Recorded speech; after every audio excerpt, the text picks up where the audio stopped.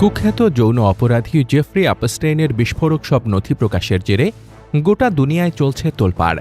নতুন দফায় প্রকাশিত লক্ষ লক্ষ নথিতে বিশ্বের অনেক প্রভাবশালী ব্যক্তির সঙ্গে তার সম্পর্ক এবং ভয়াবহ যৌন অপরাধের বৃত্তান্ত উঠে আসছে। নিউ ইয়র্ক টাইমসের এক অনুসন্ধানী প্রতিবেদন অনুসারে এই ভয়াবহ অপরাধী কেবল যৌন পাচার ও নির্যাতনের মধ্যেই সীমাবদ্ধ ছিলেন না, তার মাথায় ছিল আরও ভয়াবহ এক পরিকল্পনা। নিজের বীর্য, জিন প্রকৌশল ও কৃত্রিম বুদ্ধিমত্তা ব্যবহার করে মানুষের এক তথাকথিত উন্নত সংস্করণ বা সুপার হিউম্যান রেস তৈরির পরিকল্পনা ছিল তার।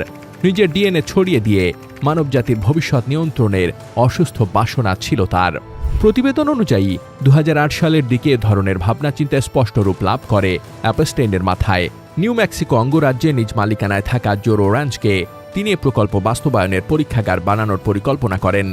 সেখানে একসঙ্গে অন্তত 20 নারীকে নিজের বীর্যে গর্ভবতী করে সন্তান জন্ম দেওয়ার কথা ভাবছিলেন তিনি।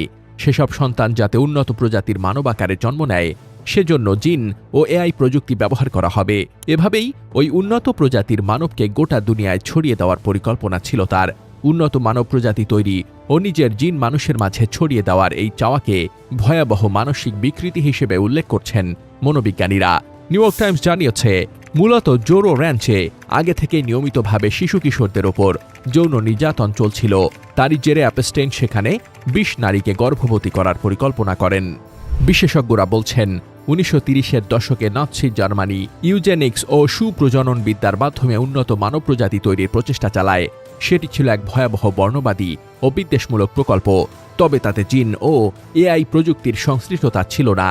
অ্যাপস্টাইনের সুপার হিউম্যান বানানোর পরিকল্পনাকে ইউজেনিক্সের আধুনিক ও বিপজ্জনক সংস্করণ বলছেন বিশেষজ্ঞরা।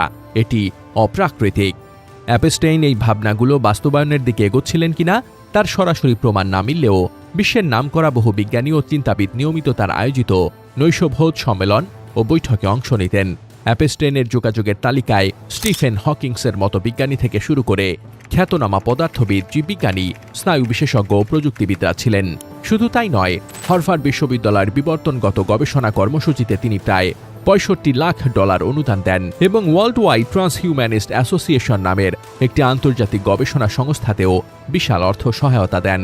নিজের বীর্য ও ডিএনএ ব্যবহার করে এক বিশেষ প্রজাতির উন্নত মানব গোষ্ঠী তৈরির পরিকল্পনা।